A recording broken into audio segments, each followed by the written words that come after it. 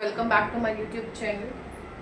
Today is 2nd July 2005. Sky Math series में आज Wednesday में साइंस की क्लास हम स्टार्ट करेंगे जिसका टॉपिक है heat. Heat is a energy that get transferred from one hotter body to a cooler body. मतलब जो हीट होती है, हीट क्या होता है? गर्माहट होती है. हम हमेशा देखते हैं जब हम किसी गर्म चीज़ को छूते हैं तो हमारा हाथ गर्म हो जाता है. इट मीन्स वो जो गर्म चीज़ है वो अपनी हीट हमारे अंदर ट्रांसफ़र कर रही है. तो ये हो गया ट्रांसफर ऑफ हीट. अब हीट की यूनिट क्या होती है? हीट की यूनिट होती है जूल.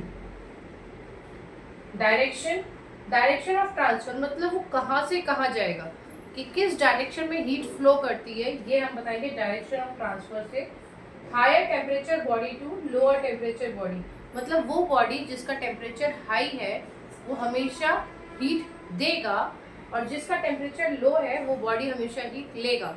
मान लीजिए आप लोग एक फ्राई पैन पे पानी गर्म कर रहे हैं और आपने उसको टच करा, तो जो पानी गर्म है वो हॉट है, आपकी बॉडी कूल है. आपने उसको टच करा तो जो गर्म पानी की गर्माहट आपके हाथ को आएगी और आपका हाथ जलेगा. दैट इज अ ट्रांसफर, कि उसने अपनी हीट को आपको ट्रांसफर कर दिया है. Now comes a device. Thermometer है. It means thermometer is a device which used to tell what amount of heat is there. जैसे कि हम बच्चों को बुखार आता है तो हमारे बच्चे की बॉडी गर्म हो जाती है, बट उसे कितना बुखार आया हम कैसे मेजर करेंगे? हम उसको थर्मामीटर यूज़ करते हैं. जैसे ही हम थर्मामीटर लगाते हैं तो बच्चे की उसमें जो मरकरी होता है हमारे थर्मामीटर में वो एकदम से रन करता है और हमारे को पता चलता है कि हमारे बच्चे को कितना टेम्परेचर तक, कितना डिग्री तक उसको बुखार है. तो इस थर्मामीटर से रिलेटेड वीडियो हम ऑलरेडी अपने यूट्यूब चैनल पर डाल चुके हैं. उसमें सारे डिटेल्स आपको थर्मामीटर की, सारे कन्वर्जन यूनिट सब आपको उसको मिल जाएगा. अब वहाँ से जाके इसको चेक कर सकते हैं. अब friends comes a transfer of heat.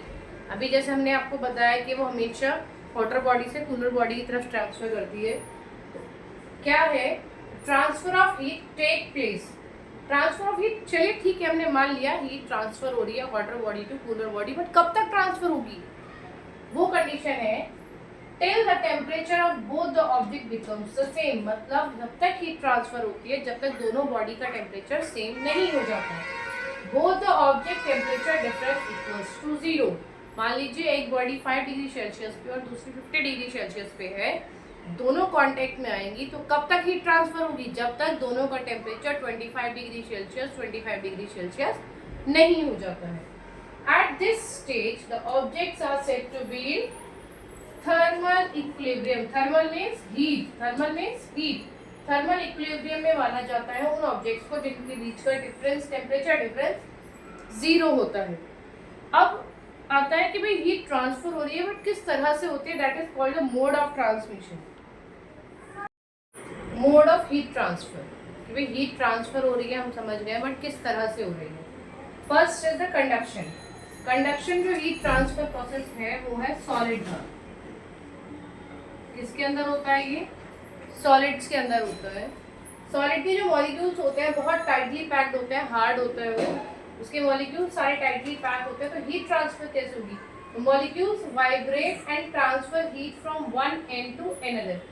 जैसे ही एक एंड पे हीट देते हैं उसके जो मॉलिक्यूल्स होते हैं वहाँ से वाइब्रेट होना शुरू होते हैं. जैसे मान लीजिए यहाँ पे मॉलिक्यूल्स हैं, ये वाइब्रेट होंगे और धीरे धीरे करके ये हीट यहाँ ट्रांसफर करेंगे. मान लीजिए हमने एक बर्नर पे एक रॉड, अपनी लोहे की रॉड लगाई. ये वाली जो रॉड है यहाँ से हमने गर्म करी, यहाँ तो नहीं लगा रहे हम हीट, बट स्टिल ये हिस्सा भी थोड़ी देर बाद हमें गर्म लगने लगता है. क्यों? क्योंकि जो हीट ट्रांसफर होती है वो इस जगह से यहाँ तक होती है. ये प्रोसेस जो ट्रांसफर ऑफ हीट का है यही है कंडक्शन, जिसमें के मॉलिक्यूल्स अपनी जगह पर सिर्फ वाइब्रेट करते हैं और वाइब्रेशन के थ्रू ही अपनी हीट को ट्रांसफर करते हैं. इसी की वजह से एक टॉपिक आता है इसमें, कंडक्टर और इंसुलेटर. क्या टॉपिक आता है? Conductor and insulator. एक छोटा सा टॉपिक है, शॉर्ट में बता देती हूँ, उसके बाद कभी इसकी क्लास लेंगे. कंडक्टर्स जो हीट ट्रांसफर करते हैं, they allow the heat to transfer. Allow heat to transfer. और इंसुलेटर क्या होते हैं? They do not allow heat to transfer. Conductors वो मेटल्स होते हैं जैसे कि लोहा हो गया, कॉपर हो गया, इनके थ्रू हीट एक जगह से दूसरी जगह तक जा सकती है। एल्यूमिनियम हो गया, हमारे घर के बर्तन जैसे स्टील हो गया, एल्यूमिनियम हो गया, हम गैस के ऊपर एल्यूमिनियम का बर्तन रखते हैं, पूरा खाना गर्म हो जाता है, बन जाता है, ऊपर का जो उसको पकड़ने वाली जगह भी गर्म हो जाती है, उसका पैन गर्म हो जाता है। वो क्यों? क्योंकि वो कंडक्टर है और हीट का बेस जो होता है उसको पूरा ट्रांसफर पूरी बॉडी में कर देता है। बट आता है insulator that do not allow the heat to transfer. It means जैसे आप रबर कुछ भी गर्म चीज़ है, आपका जो घर का बर्तन होगा, तवा मम्मी खाना बनाती है, उसका हैंडल लकड़ी का देते हैं। किस लिए देते हैं लकड़ी का? कि लोहा जो है जिस पे तवे पे खाना बन रहा है वो गर्म हो गया है, बट उसका हैंडल लकड़ी का है, जिससे कि उसका हैंडल गर्म ना हो और मम्मी का हाथ ना जले। इसीलिए हम लोग हैंडल जो होता है लकड़ी का देते हैं। रबर का होता है, प्लास्टिक का होता है, उससे क्या होता है, वो हीट जो पैन पे या यूटेंसिल पे हमारे आए वो हमारी बॉडी तक ट्रांसफर नहीं होती है। This much is in conduction. Now comes the second mode of transmission.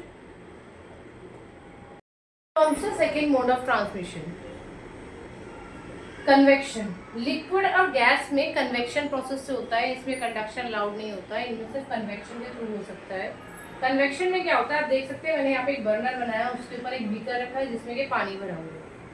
कोई भी लिक्विड हमारा है, जो मॉलिक्यूल्स हमारे बॉटम में होते हैं वो हीट एब्जॉर्ब करेंगे और ऊपर चले जाएंगे। जो और ऊपर के मॉलिक्यूल्स हैं वो हीट उनके पास कम होती है, वो ठंडे होते हैं तो वो नीचे आ जाते हैं। इसी तरह से ये प्रोसेस चलता रहता है, मॉलिक्यूल गर्म होकर ऊपर जाएगा, ऊपर का ठंडा मॉलिक्यूल नीचे आएगा। ये प्रोसेस कब तक चलता है? जब तक कि पूरा लिक्विड गर्म ना हो। इट मीन्स इसमें क्या होता है, कन्वेक्शन में क्या होता है, मॉलिक्यूल्स का मूवमेंट होता है। क्या होता है?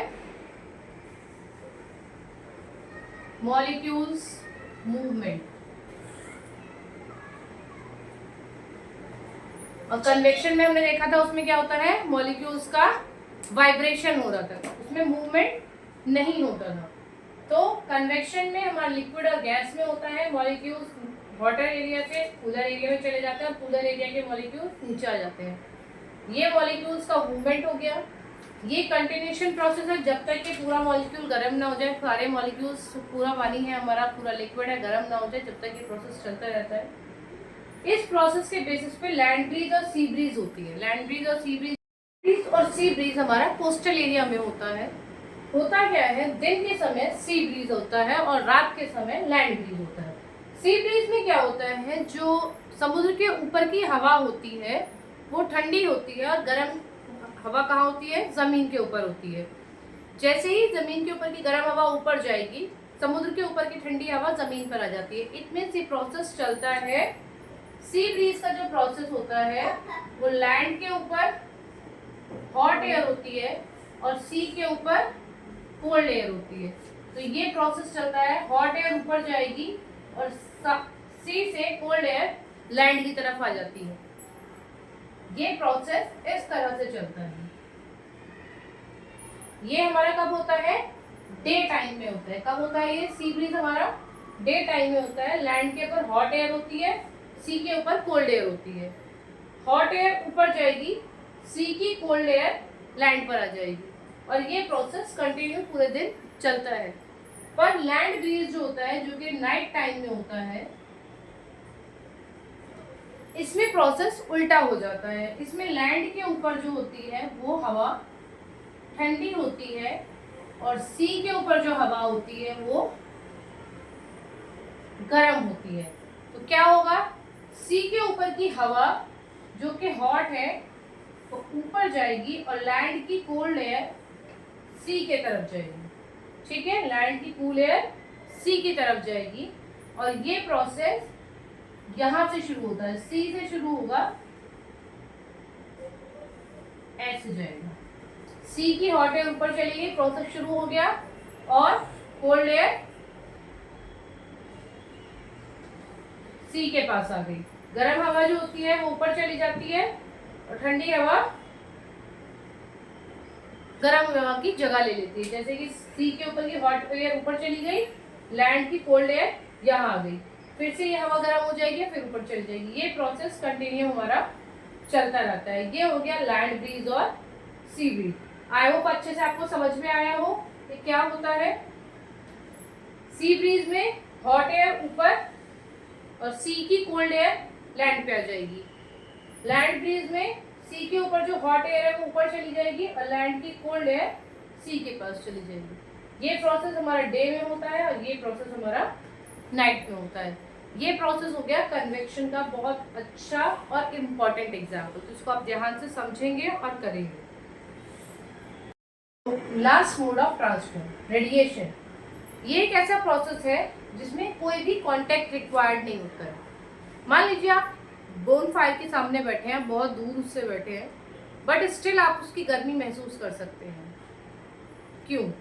कंडक्शन प्रोसेस तो है नहीं, क्योंकि आप तो उससे दूर बैठे हैं, आप कांटेक्ट में भी नहीं है। वहाँ कन्वेक्शन भी नहीं है, क्योंकि आप उसके साइड में है, ऊपर नहीं है। क्योंकि कन्वेक्शन में क्या होता है, हॉट एयर ऊपर जाती है, साइड में तो नहीं आती है, तो कन्वेक्शन भी नहीं होता है। उस केस में हम पढ़ते हैं रेडिएशन के बारे में। रेडिएशन एक ऐसा मेथड है जिसमें कि मोड ऑफ हीट जो ट्रांसफर होती है विदाउट कांटेक्ट होती है, इसमें कोई भी कांटेक्ट नहीं होता है।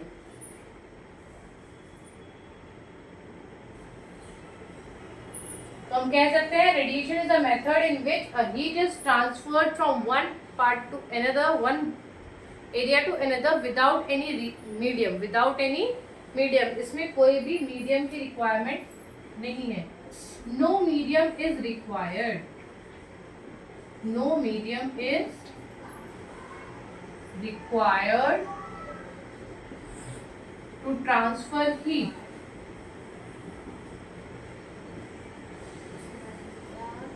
आप देखते हैं सूरज की जो गर्मी है अर्थ तक पहुंचती है, क्या सूरज कांटेक्ट में है? नहीं। क्या अर्थ उसके ऊपर है? नहीं। बट स्टिल उसकी गर्मी हमारे तक पहुंचती है, क्योंकि वहाँ जो हीट ऑफ ट्रांसफर है वो रेडिएशन के थ्रू होता है। जो हीट ऑफ ट्रांसफर सन के थ्रू होता है हमारी अर्थ तक, वो कौन से प्रोसेस से होता है? रेडिएशन के थ्रू होता है। तो होप आपको तीनों mode of transfer of heat समझ में आए हो। आज की क्लास में बस इतना ही। आप अच्छे से इस क्लास को स्टडी करें और अपने तीनों ही मोड ऑफ ट्रांसफर जो हीट के बारे में हमने आपको पढ़ाया है वो आप अच्छे से पढ़ लें और समझें। और जो भी डाउट आपको रह जाता है कि वो आप कमेंट सेक्शन में डाल सकते हैं, मैं उनके आंसर्स आपको ज़रूर दूँगी।